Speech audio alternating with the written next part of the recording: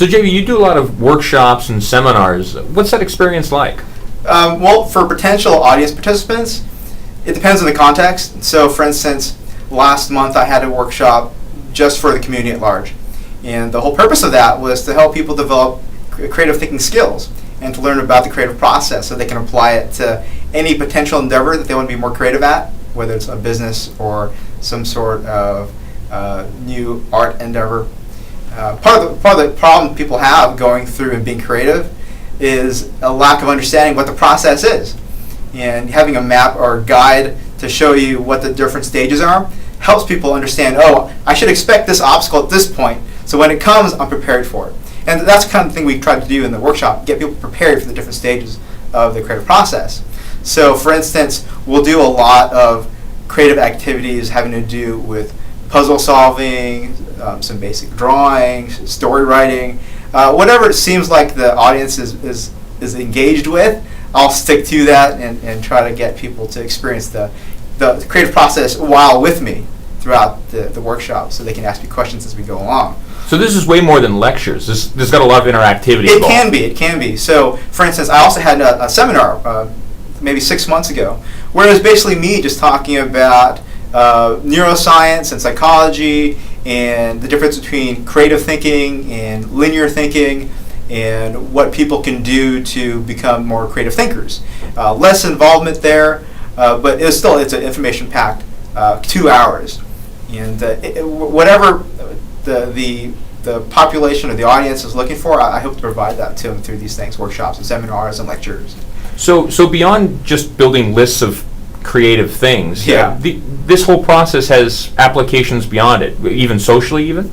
Oh, absolutely. I mean, one of the main points in the book is that we can look at the creative process as a process of deepening meaning and perception.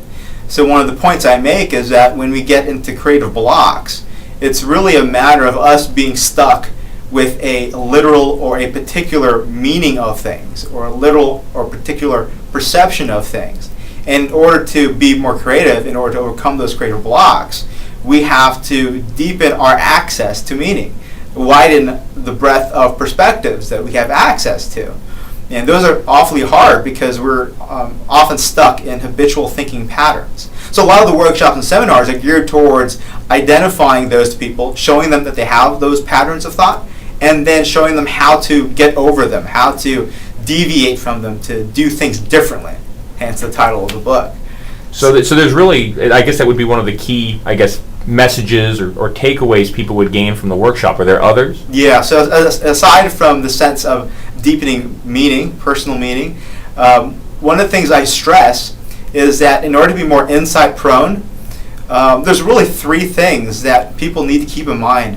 One is having a sense of humor, or developing a sense of humor, because a sense of humor is really practicing holding multiple meanings. And I describe that thoroughly throughout the workshops and seminars. Another thing is that people need to develop a sense of play.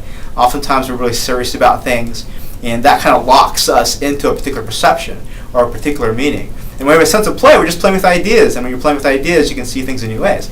And the last thing I try to get across is the fact that you need to relax in order to give yourself some space, some internal space for those creative insights to come out. Because if you're always thinking and are always stressed out, you're preoccupied with thoughts, and there's not enough room in your conscious mind for you to listen to the insights that might arise from your unconscious. I mean, I see what you're saying, but don't I need to be creatively gifted to, actually finish the creative process and go through it? Yeah, that's a really common misperception, is that creativity is only for a gifted few, the artistic genius per se. But it's really not. When you look at the science and psychology, all our brains are designed to be creative. If you look at the way the hemispheres work, and if you look at the way the different lobes in the brain function, it's built for us to come up with new ideas and to see new perceptions. You can just look at a child and see how creative they are, how eager they are to learn. And it's that eagerness and creativity that all we have to do is just re-remember or re-exercise again in our adult lives. And so that's one of the major takeaways I hope people get from my workshops and seminars, is a sense of rekindling their childhood imaginations, their childhood attitudes. And it's not a matter necessarily of going backwards. It's a matter of reintegrating the childish type attitudes and thinking with our adult, mature perspectives. I mean, and also in the book, The Power of Thinking Differently, you talk about a bit the idea of re-enchanting the world. Can you Yeah. touch on just a little bit about that? Well, one of the ways I describe the creative process is about deviating from the stories we habitually tell ourselves. So let's say you're looking at a blank canvas.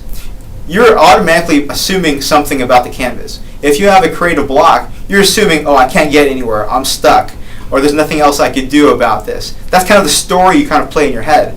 So in order to be creative, in order to find new ways of placing art on that canvas, you have to change that narrative.